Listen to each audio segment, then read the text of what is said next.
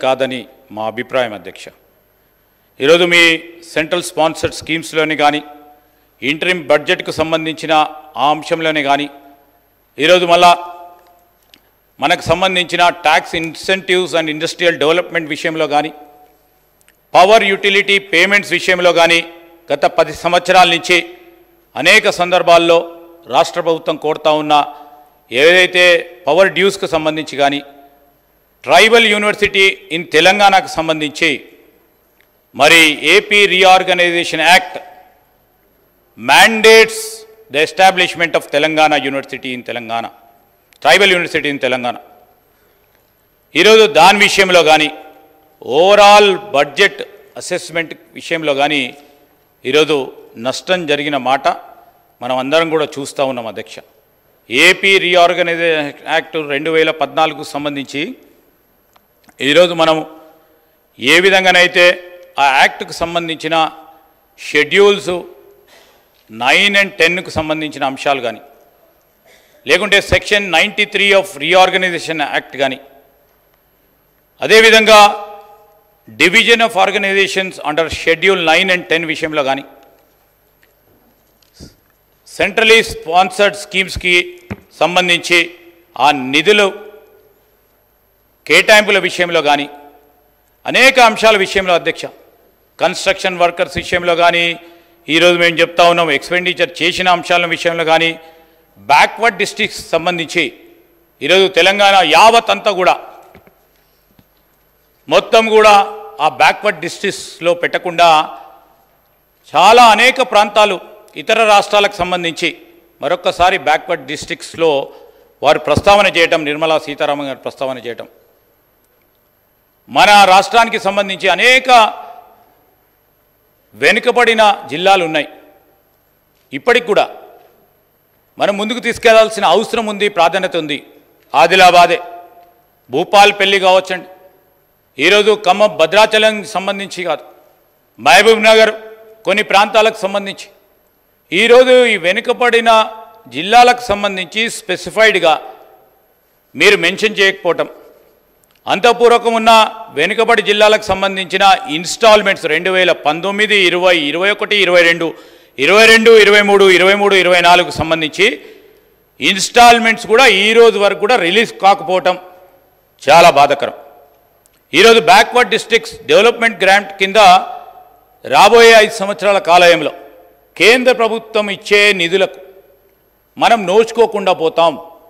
ఆ ఫండ్లో ఈరోజు మనము మన జిల్లాలు ఆ జిల్లాలకు సంబంధించిన ప్రజలకు సంబంధించిన సంక్షేమము అభివృద్ధి ఆలోచన చేయాలంటే ఆ బ్యాక్వర్డ్ డిస్ట్రిక్ట్ డెవలప్మెంట్ గ్రాంట్కి సంబంధించి ఆ స్పెసిఫైడ్గా జిల్లాలు ఆ హోం మంత్రిత్వ శాఖలో సంబంధించి స్పెసిఫైడ్గా మెన్షన్ చేయకపోతే దాంట్లో నిధులు రావు. దానివల్ల కూడా మనకే నష్టం జరుగుతుందని ఈ సందర్భంలో మేము సభా దృష్టికి తీసుకొస్తా ఉన్నాం అధ్యక్ష. ఈరోజు మేము కూడా చెప్తా ఉన్నాం, గౌరవ ముఖ్యమంత్రి గారు 26వ తారీఖు డిసెంబర్ 2023లో మరి he has requested for release of amount 1800 crores. దాని విషయంలో ఇప్పటివరకు కూడా రిలీజ్ కాకపోవటం చాలా బాధాకరం, శోచనీయం. రెండో అంశానికి వస్తే ఈరోజు మనం వివిధ డిపార్ట్మెంట్లకు సంబంధించి ఉదాహరణకి issue of coal block allocation in Telangana, బొగ్గు గనులకు సంబంధించిన కేటాయింపు మన తెలంగాణ రాష్ట్రానికి సంబంధించి మరొక మారు ముఖ్యమంత్రి గారు 4 జూలై 2024లో ఈ కోల్ బ్లాక్ అలొకేషన్ విషయంలో ప్రధానమంత్రి గారు కానీ కలిశారు. దాంట్లో ఏం అడిగారు అధ్యక్ష? Allocation of Koyagudem block 3, Sathupalli block 3 ఇమీడియట్గా మన రాష్ట్రానికి సంబంధించిన మరి పవర్కు సంబంధించిన అవసరాలను తీర్చడానికి ఇది మాకు ప్రధానంగా ఇవ్వాలని, అదేవిధంగా PKOC2 dip side black Singareni కాలనీకి సంబంధించి గోదావరి వ్యాలీ కోల్ఫీల్డ్లో వీటన్నిటిని కూడా రాష్ట్ర ప్రభుత్వానికి, రాష్ట్ర ప్రభుత్వ పరంగా ఉన్న సింగరేణి కాలేజ్కి ఇవ్వాలని కూడా కోరటం జరిగింది అధ్యక్ష. ఇంకోటి వస్తే విద్య పరంగా మీరు ఇతర రాష్ట్రాలకు సంబంధించి అన్ని రాష్ట్రాల్లో మీరు ఇండియన్ ఇన్స్టిట్యూట్ ఆఫ్ మేనేజ్మెంట్ ప్రతి రాష్ట్రంలో ఇవ్వడం జరిగింది.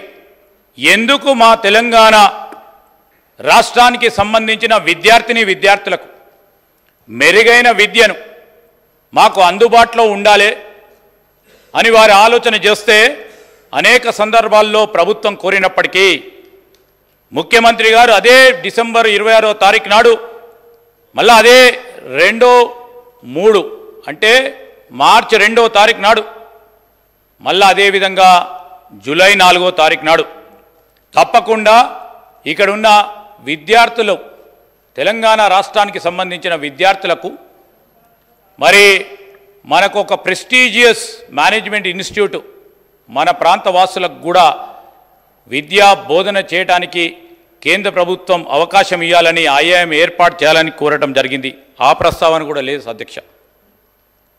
ఈరోజు ఎప్పుడు చూసినా విద్యకు సంబంధించి అనేక సందర్భాల్లో కోరినాం. జవహర్ నవోదయ విద్యాలయాలు, సైనిక్ విద్యాలయాలు, అదేవిధంగా కేంద్రీయ విద్యాలయాలు 10 సంవత్సరాల కాలం పాటు ఒక్క జవహర్లాల్ నవోదయ విద్యాలయం లేదు, ఒక్క సైనిక్ విద్యాలయం లేదు, ఒక్క కేంద్రీయ విద్యాలయాలు ఏర్పాటు చేయలేదు. ఈరోజు మేము చెప్తా ఉన్నాం ప్రత్యేకంగా కేంద్రీయ విద్యాలయాలు ఆ రోజు ఉమ్మడి ఆంధ్రప్రదేశ్ రాష్ట్రంలో మా పరంగా మేము పెట్టినప్పటికీ ఒక బాధ్యతగా ఆలోచన చేసి సమిష్టిగా దేశాన్ని అభివృద్ధి చేయాలని దాంట్లో ముందుకు వెళ్ళటం జరిగింది. మరొక ప్రత్యేకమైన ప్రస్తావన అనేక సందర్భాల్లో వారు కోరిండ్రు. ఇప్పుడు కూడా ప్రత్యేక ప్రస్తావన తీసుకొచ్చి ఈరోజు ఇన్ఫర్మేషన్ టెక్నాలజీ ఇన్వెస్ట్మెంట్ రీజన్కు సంబంధించి ఏదో విధంగా దీన్ని మరొక మారు ఆలోచన చేయమని ముఖ్యమంత్రి గారు కోరిండు. లాంగ్ పెండింగ్ ఇష్యూ అధ్యక్ష 10 సంవత్సరాల కాలం పాటు నుంచి 2012లో ఆనాడు ఉన్న యూపీఏ ప్రభుత్వం దీన్ని శాంక్షన్ చేస్తే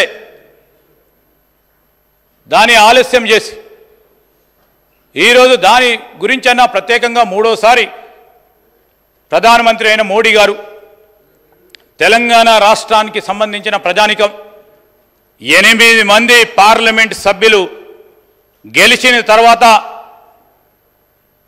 ఇంకేదైనా ఇస్తారు అని రాష్ట్ర ప్రజలు ఆలోచన చేసిండ్రు. ఐటీఐఆర్ని కూడా దీంట్లో ప్రస్తావన చేయలేదు. కాజీపేట్ కోచ్ ఫ్యాక్టరీ దాని విషయంలో ప్రస్తావన లేదు. ఈరోజు గౌరవ ముఖ్యమంత్రి గారు, గౌరవంగా హౌసింగ్ మంత్రి గారు తెలంగాణ హౌసింగ్ కార్పొరేషన్కు సంబంధించి ప్రధానమంత్రిని కలుసుకొని ప్రధానమంత్రి ఆవాస్ యోజన కింద మీరు ప్రత్యేకంగా 2,70,000 హౌజెస్ని దాని కింద మీరు తీసుకోవాలన్నప్పుడు దాని గురించి మెన్షన్ లేదు. మరి అదేవిధంగా Indian institute of handloom technology గురించి మొన్న గౌరవ ముఖ్యమంత్రి గారు టెక్స్టైల్ కామర్స్ అండ్ ఇండస్ట్రీకి సంబంధించిన మంత్రి గారిని కోరి ఇండియన్ ఇన్స్టిట్యూట్ ఆఫ్ హ్యాండ్లూమ్ టెక్నాలజీని ఇవ్వాలంటే వారి స్పందన చూసి తప్పకుండా వస్తుందని ఆలోచన చేసినాం. దాంట్లో కూడా ఈరోజు ఈ బడ్జెట్ ప్రస్తావన లేకపోవటం. అదేవిధంగా ఈరోజు మేము ఇంతకుముందే చెప్పాము ఇండస్ట్రియల్ కారిడార్స్ ఇన్ తెలంగాణ విషయంలో మేము ఇంకో ముందుగా అడిగేసి సింగరేణి ప్రాంతానికి సంబంధించి సింగరేణి ఇండస్ట్రియల్ కారిడార్ సంబంధించి ప్రస్తావన కూడా వారు ముందుకు తీసుకురావడం జరిగింది.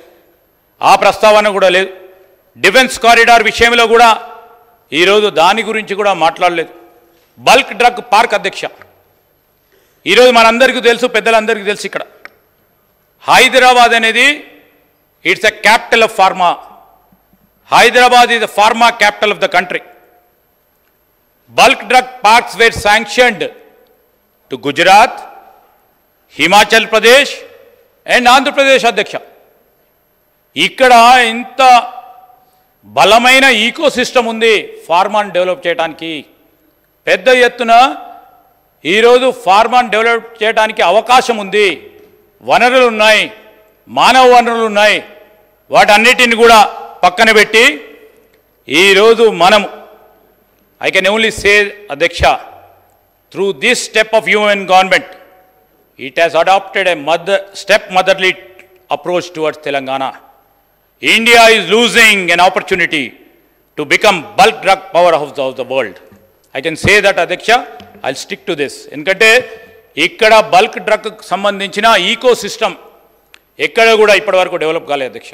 కొత్త రాష్ట్రాలు ఏర్పడ్డప్పుడు ఇదే విధమైన ప్రయత్నం చేసిండ్రు. హిమాచల్ ప్రదేశ్ కానీ ఇతర రాష్ట్రాలు ఇదే విధంగా ప్రయత్నం చేసి ట్యాక్స్ ఇన్సెంటివ్స్ ఇచ్చి బల్క్ డ్రగ్ను పెద్ద ఎత్తున తీసుకెళ్దామని ప్రయత్నం చేస్తే ఆనాడు మన రాష్ట్రానికి సంబంధించిన పెద్ద పెద్ద పారిశ్రామికవేత్తలు అక్కడ ట్యాక్స్ ఇన్సెంటివ్స్ వస్తున్నాయని, రిబేట్స్ వస్తున్నాయని అక్కడికి వెళ్ళటం జరిగింది అధ్యక్ష. మళ్ళా తిరిగి ఇదే రాష్ట్రానికి ఇక్కడ ఒక బలమైన ఈకో సిస్టమ్ ఉంది బల్క్ డ్రగ్ తయారీ విషయంలో అని మళ్ళా తిరిగి ఇక్కడికే రావటం జరిగింది అధ్యక్ష. ఆ సందర్భంలో ఈ ప్రస్తావన చేయటం తద్వారా గౌరవ సభ్యులందరి అభిప్రాయం కేంద్ర ప్రభుత్వానికి తెలియజేయడానికి, మన మనోభావాలను తెలియజేయడానికి, ఇక్కడ ప్రజలకు కావాల్సిన అవసరాలు ఇప్పటికైనా 10 సంవత్సరాల తర్వాత కేంద్ర ప్రభుత్వంకి తెలియజేయాలనే అంశం విషయంలో ఈరోజు చర్చకు దారితీసే అవకాశం వచ్చింది అధ్యక్ష. మెడికల్ డివైజెస్ పార్క్ విషయంలో ఈరోజు మేము మెడికల్ డివైజెస్ పార్క్ సంబంధించి ఇంకా పెద్ద ఎత్తున ముందుకు తీసుకెళ్లాలని ప్రస్తావన తీసుకొచ్చాము. ఎందుకంటే ఇక్కడ మరొకసారి ఒక బెస్ట్ ఈకో సిస్టమ్ ఉంది. ఇక్కడ mega textile park in Warangal, ఈరోజు greenfield mega textile park PM Mitra scheme కింద ఆ రోజు